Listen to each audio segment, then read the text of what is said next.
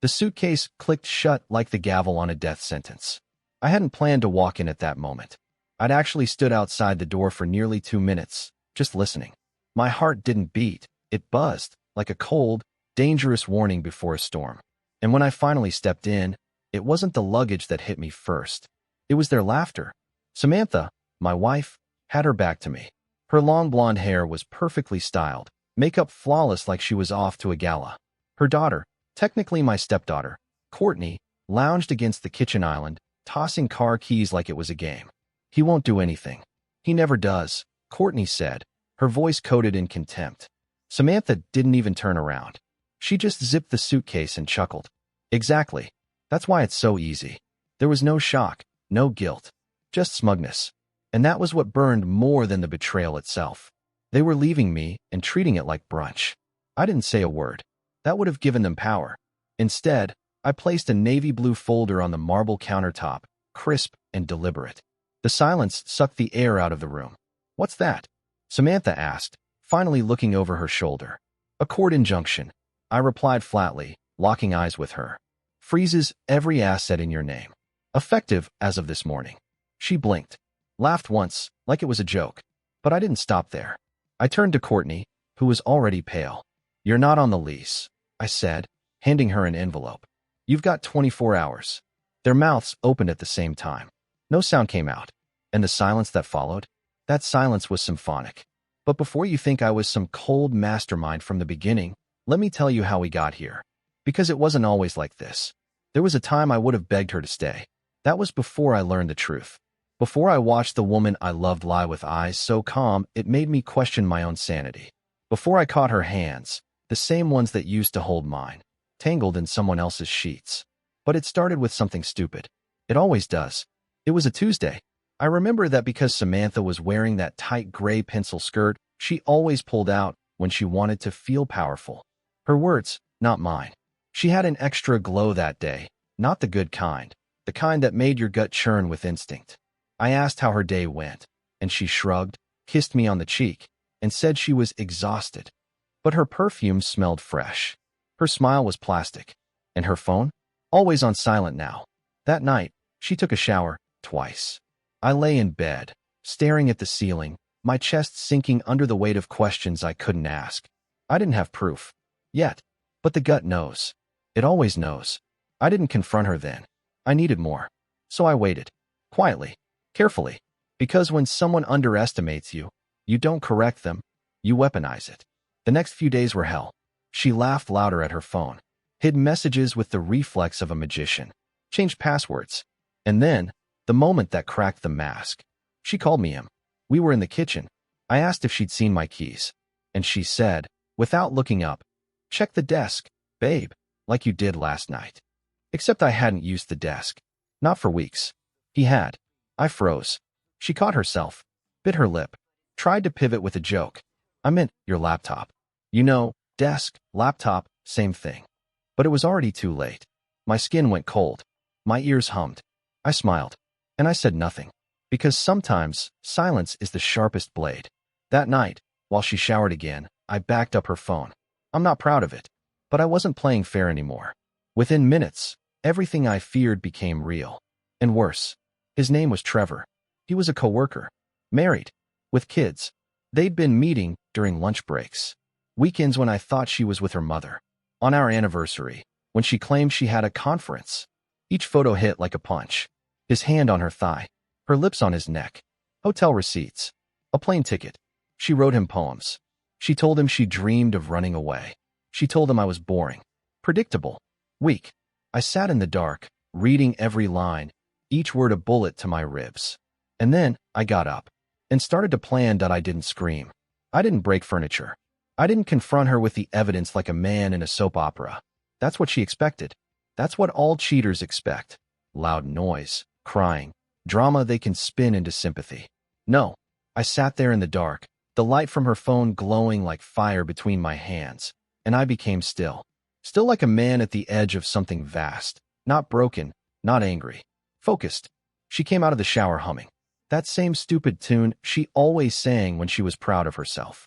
I closed her phone and placed it exactly where it had been. She didn't notice. Why would she? She thought she was playing me. But that night, she kissed me before bed. On the cheek. The same lips that had whispered to Trevor about how dead I was inside. The same mouth that moaned his name behind my back now told me, "Good night, love." I slept like a statue. Cold. Heavy. Unmoving. I was rewriting our story, not as her husband, but as her reckoning. The next morning, while she was sipping her green smoothie and reading feminine empowerment blogs on her phone, I was in my office, calling my attorney. "Make it airtight," I told him. "Everything in her name. I want it locked, frozen, out of reach." "Do you have cause?" "Plenty. And proof." That was step one. Step two was Courtney. Courtney was never my daughter. Samantha made that clear. "She has a father," she said when we married. But of course, that father was more interested in motorcycles and rehab clinics than parenting. So I paid for her college, her apartment, her vacations. I put her on my insurance.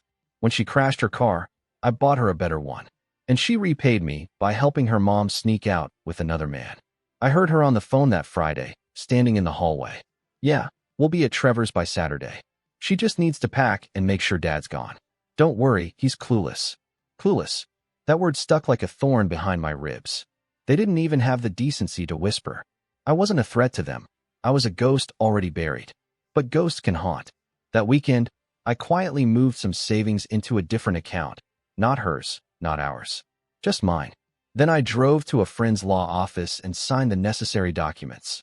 Asset freeze, divorce prep, power of attorney transfer, the whole plan. I didn't tell anyone. I let Samantha think I was still her shadow. Harmless. Slow. She even went shopping Sunday afternoon, came home late, reeking of cheap cologne. Said she'd been with Courtney. Sure. She went to bed smiling. That's how far gone she was. She smiled like she was winning. And that's when I knew I didn't love her anymore. Not the real her. I'd been in love with a version of her that never actually existed. The woman who used to fall asleep on my chest, who once cried when I got promoted because she was so proud. That woman was fiction. What I had now was a liar in a nice dress. And so I waited, until the day she tried to walk out with my life. That morning, I made her coffee. She didn't even drink it, just said, "Thanks," like a queen to her butler. Courtney sat there, texting, flipping her hair, pretending not to know what was happening. But the suitcase by the stairs told me everything. I went to my office, grabbed the folder, and waited for the click of that zipper. When it came, I walked in and saw the truth with my own eyes. No more guesses. No more suspicions. Just raw betrayal, served with a side of smugness. And I didn't flinch, because I was ready. This wasn't the end. It was the beginning. Samantha stood frozen. Not because of guilt. No, guilt would have meant she still had a soul somewhere in there. She stood frozen because I had changed the script. And people like her? They panic when the story no longer goes the way they rehearsed it in their head. "What the hell is this?" she snapped, picking up the navy blue folder with trembling hands. Not scared, just cornered. "A court order," I replied calmly. "Freezes everything you thought you were walking away with." Courtney's smirk vanished. She blinked like she was waking up from a dream where she thought she was bulletproof. "You can't do this," Samantha said, flipping through the pages. "These accounts are in my name. My cards. Mine." "Not anymore," I interrupted. "Not once you tried to defraud our marital assets." "And you did. I've got your messages. The hotel bills. Your plane tickets. The letters you wrote Trevor, telling him how much you'd enjoy bleeding me dry." Courtney's voice broke through the tension. "This isn't fair." "No. What's not fair," I cut her off, "is that I paid for your tuition, your car, your rent, while you were helping your mom destroy everything I built." I turned to her, handed her the sealed envelope. "You're not on the lease. You've got 24 hours. That's more than you gave me." Their faces were a painting I'll never forget. A mix of disbelief, rage, and sudden, cold fear. But even then, Samantha didn't drop the act. She scoffed. Actually scoffed. "Oh, so what? You're going to kick us out? Play the cold, powerful man now? You can't even look me in the eye without shaking." "I'm not shaking. You are. You're pathetic, John." That word again. Pathetic. Like I was some accessory they got bored of. But I didn't reply. I just sat down, calmly, like I was watching the final scene of a play I'd already read the ending to. Samantha stepped forward and slammed the folder shut. "You want to talk betrayal?" she hissed. "You're boring, John. You wake up, go to work, come home, rinse, repeat. You talk about investments like that's foreplay. You think flowers and a clean house make up for the fact that I haven't felt anything around you in years. Courtney flinched. Even she wasn't ready for how far her mom was going. Samantha kept going, like a dam had burst. You want the truth? She said, eyes blazing. Trevor made me feel alive. He listens. He touches me like I matter. You're just convenient. She paused, breathing heavy, expecting me to crumble. I didn't. I looked at her with something far worse than rage. Indifference. You think this hurts me? I said quietly. No, Samantha. What hurt was watching the woman I married become this venomous shell. She blinked, suddenly unsure. You've been planning this, she said, quieter now. Only since the night you called me by his name, I replied. She looked down, cheeks red now. You knew. I knew everything.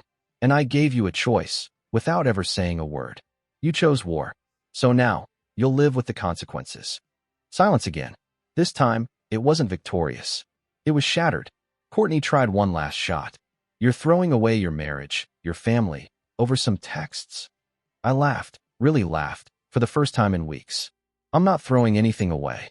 I'm just taking out the trash. Then I stood, buttoned my jacket, and walked past them. I didn't slam the door. I didn't yell. I just left. And the sound of their silence behind me, that was the first real peace I'd felt in years that I didn't sleep that night.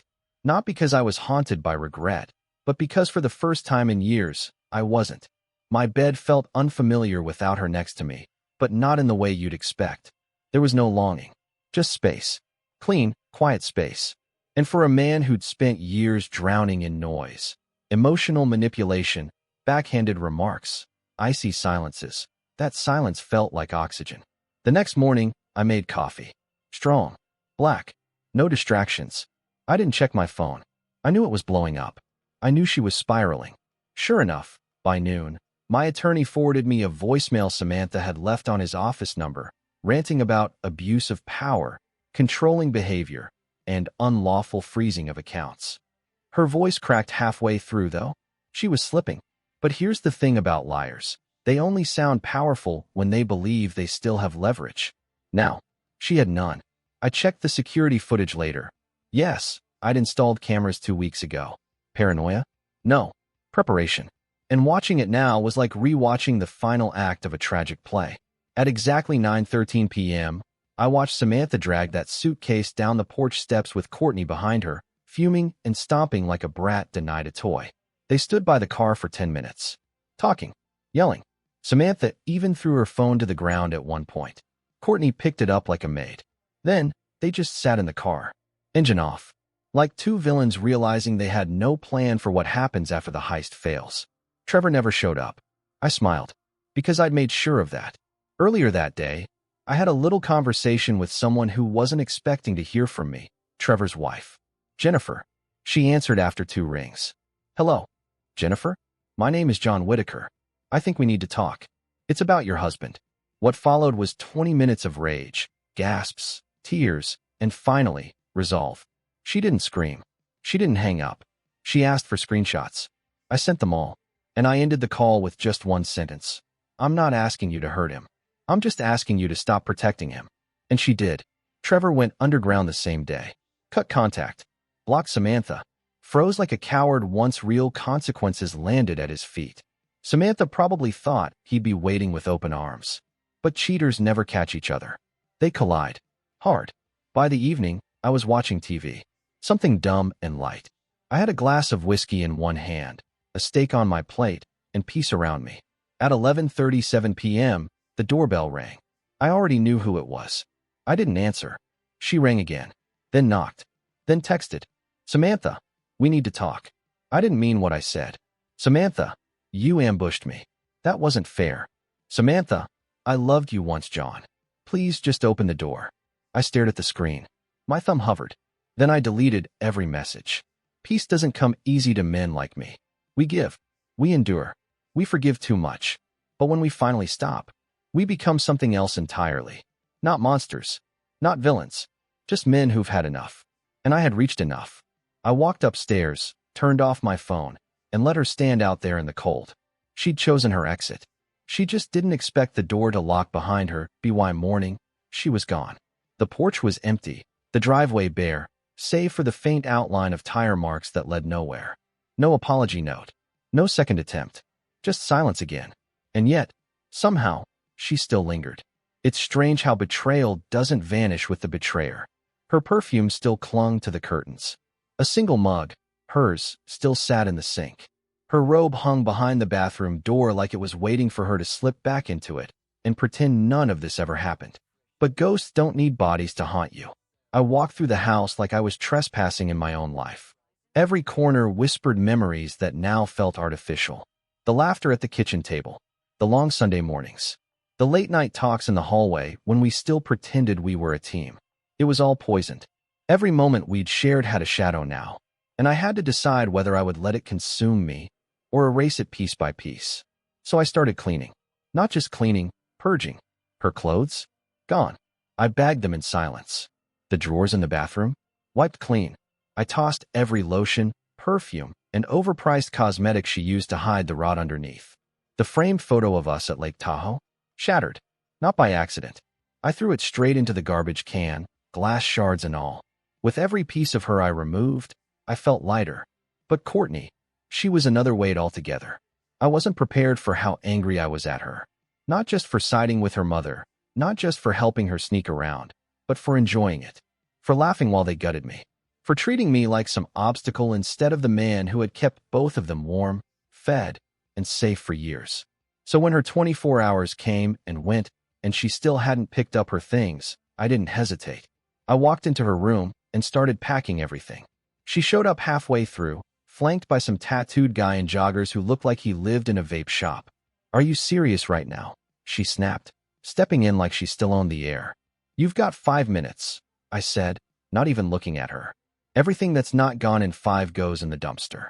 The guy tried to puff up. "Hey, man, she doesn't need your attitude." I turned to him slowly. The kind of turn that doesn't end in words. Just wait. Just silence. And he backed off, muttering something about not needing this drama. Courtney grabbed her stuff. "No thank you. No goodbye. Just venom. You'll die alone," she muttered on her way out. I didn't even blink. Because dying alone isn't the worst thing. Dying with people who don't love you? That's worse. Far worse. After she left, I stood by the window for a while. Not watching. Just thinking. There was no victory parade. No moment of applause. Just peace and pain, tangled up like barbed wire and silk. I thought about all the years I wasted trying to be enough. All the times I excused the eye rolls, the missed calls, the "I'm just tired" lines that were really lies. I thought about how I stopped listening to the voice in my gut, the one that had been screaming for help long before I found the proof. And I promised myself I'd never ignore that voice again. Because the truth doesn't scream. It whispers. And if you don't listen early, it'll find a way to show you later. Days passed. Not fast. Not slow. Just heavy. There's a particular kind of loneliness that follows betrayal. Not the kind that begs for company, but the kind that makes you crave silence. Stillness. You start noticing the way the light spills across the living room at 4:12 p.m., the sound your own breath makes in an empty hallway, the weight of footsteps that no longer arrive. I didn't cry. Not once. That doesn't make me strong. It makes me numb. I wasn't mourning the loss of a wife. I was mourning the death of a fantasy. The woman I married, the one I fought for, bled for, built a life with, she had never really existed. Samantha had played the role well, but underneath it was always calculation, manipulation, control. I just hadn't seen it. Or didn't want to. That's what hurt the most. Not what she did, but how blind I'd been. I spent most of that week cleaning out the office, reorganizing my files, getting rid of anything with her name on it. In the bottom drawer, I found an old envelope, thick paper, slightly torn at the edges. Our wedding vows. I hadn't read them since the day we wrote them. Hers started with, "John, you make me feel safe." I almost laughed. Safe. That was the biggest joke of all. She didn't want safety. She wanted danger that looked like love. Chaos in a tailored suit. And when I gave her peace, she called it boredom. I took the vows outside and burned them. No ceremony. Just a flick of the lighter and the slow curl of smoke into the wind. The ashes danced across the patio like they were finally free. Later that night, I got a text from an unknown number. Unknown. She's staying at her sister's. She says she wants to talk it through like adults. She thinks you overreacted. I didn't respond. I knew it was one of her flying monkeys, probably her cousin or some idiot friend who didn't know the full story. Or worse, knew it and didn't care. She wanted to talk. Of course she did. Now that Trevor had vanished, now that her assets were frozen, now that her daughter was sleeping on a futon, she wanted civility. Too late. Talking is for people who respected the silence in between. Samantha had weaponized silence. She filled it with poison. Still, I wasn't stupid. I knew it wouldn't end with a single text. Narcissists never quit at the first no. They circle back. They plead, bargain, threaten, anything to regain control. So I made my next move. I filed for divorce. No trial separation. No counseling. No mediation. Just straight to the point. I wanted my life back. The lawyer asked if I wanted to list infidelity as grounds. I told him no. Let her guess which part hurt most. It was a power she didn't deserve anymore. That evening, I ordered new locks. Called an interior designer. Booked a weekend trip. Just me, a cabin, and silence so deep it could drown a man. I needed space. Not just from her, but from myself. From the version of me that tolerated it all. The man who stayed. The man who flinched when she rolled her eyes. The man who lost his voice and called it compromise. That man had to die for me to live again. So I let him. In the quiet of that house, I started building someone new. Not better. Just real. The divorce papers were filed. Final. Clean. Brutal. There was no going back now. Not that I ever intended to. But I expected a storm once she found out. Samantha didn't know how to lose. She only knew how to perform. And sure enough, the performance came right on schedule. A knock at the door. Soft. Polite. It was a Sunday. I'd just come back from a hike. Mud on my boots. Wind in my lungs. The kind of clarity that only comes when you're far from everything that reminds you of who you used to be. She stood on the porch in a beige coat, sunglasses, no makeup. Vulnerable. Or pretending to be. I didn't say a word. Just leaned against the doorway. John, her voice cracked. Can I come in? I let the silence answer her. She fidgeted with her sleeve. I got the papers. I nodded once. She looked down at her shoes. Expensive. Always expensive. I didn't think you'd actually do it. Why not? Because, she snapped, the mask slipping for half a second. You're you. You're the one who forgives. Who fixes. Who sticks around. Not anymore. She sighed. Look, I know I messed up. I was angry. I felt unseen. I made a mistake. I tilted my head. A mistake. I didn't mean for it to go so far, she said quickly. It started with texts, flirtation. I was lonely, John. You were always working. There it is, I interrupted, voice low. The excuse. I'm just saying I didn't feel like a wife. I felt like a roommate. No, you felt like a queen. And I let you. You wore my loyalty like jewelry and still craved someone else's touch. She looked like I'd slapped her. John, I loved you. No, Samantha. You loved what I gave you. Not me. She blinked hard. Her chin trembled. I'm not here to beg, she said finally. I just thought, maybe we could talk. Maybe there's a version of us that still works. I stepped forward, close enough for her to smell the pine from my jacket. There is no us. You killed that version the moment you laughed while walking out with someone else. You remember that, right? You zipped a suitcase and mocked me to my face like I was nothing. I panicked. No, you planned. For months. Carefully. Ruthlessly. And now, when the ground under your feet finally cracked, you want a rope. She said nothing, and I meant every word. I handed her a small box. She hesitated, then opened it. Inside was her wedding ring. The same one she left in the drawer the night she stayed at Trevor's. I don't keep trash in my house, I said flatly. You can take it back, or throw it in a river. I don't care. She looked up, eyes glistening. You really hate me now, don't you? No, I said, stepping back inside. I don't feel anything at all. Then I closed the door. No slam. Just quiet. Finality. Behind it, I heard her breathe. Just once, before her footsteps faded from the porch. That was the last time I saw Samantha face to face. And strangely, I didn't feel triumph. Just clarity. Because the truth is, closure doesn't come wrapped in justice. It comes when you stop needing an apology. When you stop trying to understand a mind built on lies. And when you finally choose yourself. I had finally done that. Weeks turned into a month. The house was different now. Not in how it looked. Still the same layout. Same paint on the walls. Same kitchen where I used to make her breakfast while she scrolled on her phone. No, It was different because I had taken back every corner of it. I replaced the couch, got rid of the mattress, donated her bookshelf full of self-help books she never actually read. Every fake inspirational quote in that house. Burned. I was reclaiming not just space, but identity. One morning, I looked in the mirror and didn't see the guy who begged for scraps of affection. I didn't see the man she belittled, mocked, or called predictable. I saw someone sharper, cleaner, more dangerous, not to others, but to anything that tried to break him again. Healing isn't pretty.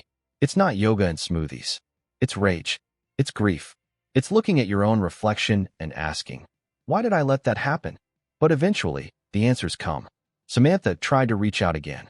Through mutual friends, emails, even a handwritten letter, her last performance. She said she missed what we had. Said she never stopped loving me. That letter now sits at the bottom of my fireplace. She wanted forgiveness like it was a gift she was entitled to. But forgiveness isn't for people who weaponize kindness. It's not for people who smirk while stabbing you and then cry when they feel the knife's recoil. Some pain doesn't get erased. It just becomes armor. I found myself changing more than just my home. I took a new position at work, regional lead, more travel, more people. I started boxing again, not because I wanted to hurt anyone, but because I needed to remember that I could take hits and still stand. I even started seeing someone, not in the fairy tale kind of way, just coffee, long walks, honest conversations. She didn't ask about my past.